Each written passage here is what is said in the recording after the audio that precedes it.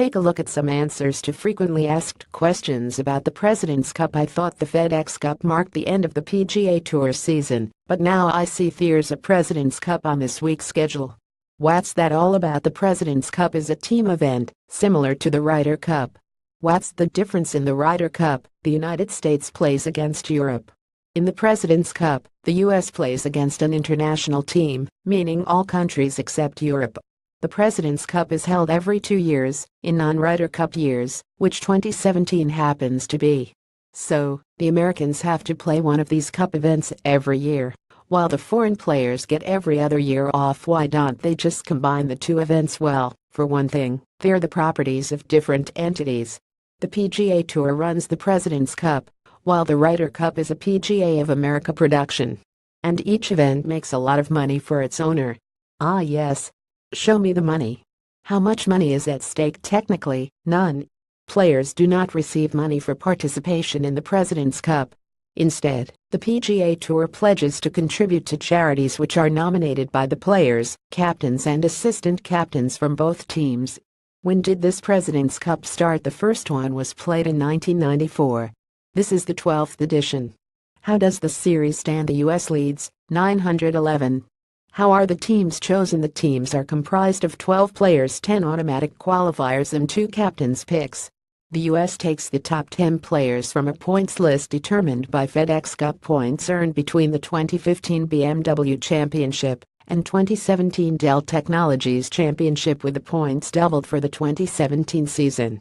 The international team consists of the top 10 international players non-European in the official World Golf Ranking at the conclusion of the Dell Technologies Championship.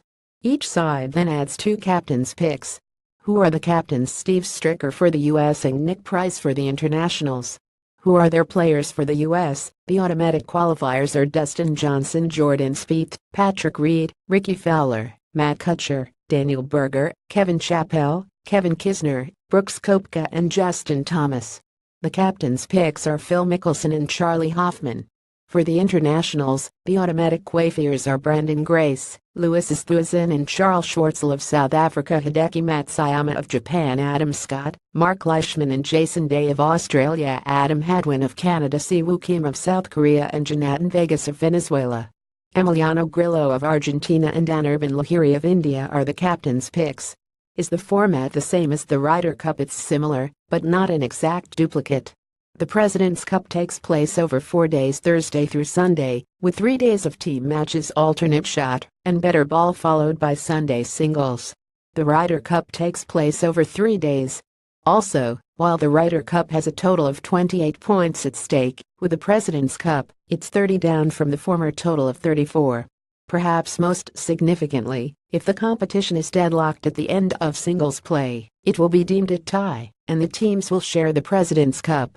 If a Ryder Cup ends in a tie, the team that last won the cup gets to retain it. Where is this President's Cup being played? At Liberty National Golf Club in Jersey City, New Jersey. Who won the most recent President's Cup? The United States defeated the international team, 15-1/2 to 14-1/2, at Jack Nicklaus Golf Club, Korea in Incheon, South Korea, for its 6th consecutive victory.